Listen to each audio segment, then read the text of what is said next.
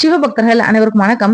ஒவ்வொரு புதன்கிழமையும் விநாயகர் பற்றி நிறைய தகவல்கள் பார்த்துட்டு இருக்கோம். பார்க்காதவங்க இந்த வீடியோட எண்ட் ஸ்கிரீன்ல பிளேலிஸ்ட்ல பின் பண்ணிருப்பேன். உங்களுக்கு நேரம் இருக்கிறப்ப அதையும் பாருங்க. கண்டென்ட் பிடிச்சிருந்தா மட்டும் சப்ஸ்கிரைப் பண்ணி சப்போர்ட் பண்ணுங்க.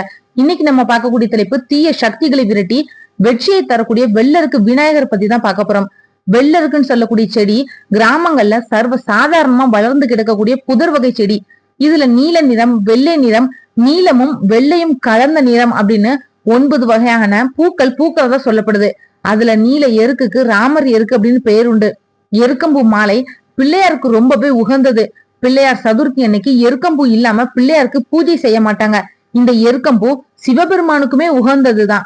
மூலிகைகள்லயே அதிக சக்தி வாய்ந்த வெள்ளருக்க தேவ விருட்சம் அப்படின்னு சொல்லுவாங்க. இந்த வெள்ளருக்கு சங்கையே பஸ்மமாக்கக்கூடிய சக்தி கொண்டது.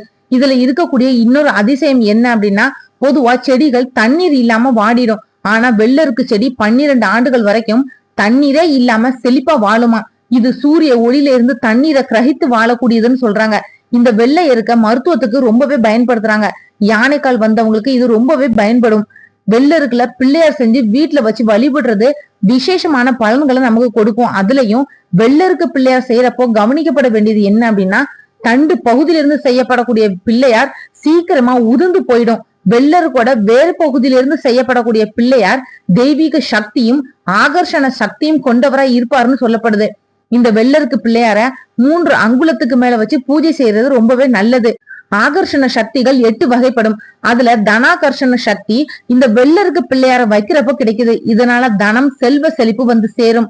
இந்த வெள்ளருக்கு பிள்ளையார வீட்டோட பூஜை அறையில வச்சும் தொழில் செய்யக்கூடிய இடத்திலையும் வச்சு தனமும் வழிபட்டு வந்தா செல்வ செழிப்பு பெருகும்.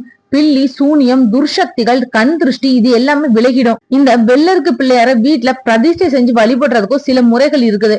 ஒரு வெள்ளிக்கிழமையில ராகு கால நேரத்துல சந்தனம், மஞ்சளை தண்ணி விட்டு நல்லா குழைச்சு பிள்ளையார் மேல தடவி நிழல்ல காய வச்சு எடுத்து அதுக்கப்புறமா சந்தனம், குங்குமம் எல்லாம் வச்சு பூஜை அறையில வச்சு தீப தூபம் எல்லாம் காட்டணும். முதல் முறையா பிரதிஷ்டை செய்யறவங்க ஸ்கிரீன்ல தெரியுற ஸ்லோகத்தை 108 முறை சொல்றது ரொம்பவே நல்லது. அப்போ வீட்டுல அகல் விளக்கை ஏற்றி பூஜை செய்யறது ரொம்பவே நல்லது.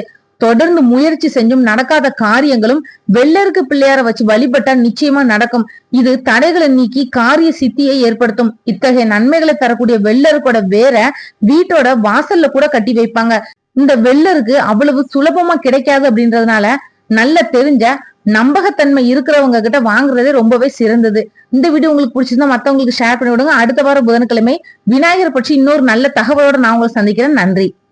ஆன்மீக தேடல்ல நீங்களும் தேடலாம் உங்களோட இஷ்ட தெய்வத்தை பற்றி. முதல் தடவை நம்ம சேனலை பார்க்குறவங்களா இருந்தீங்கன்னா சப்ஸ்கிரைப் பண்ணி பெல் ஐக்கான் ஆன்னு கிளிக் பண்ணிடுங்க. அப்பதான் நான் போடுற பதிவு உடனடியாக நோட்டிஃபிகேஷனா உங்ககிட்ட வரும்.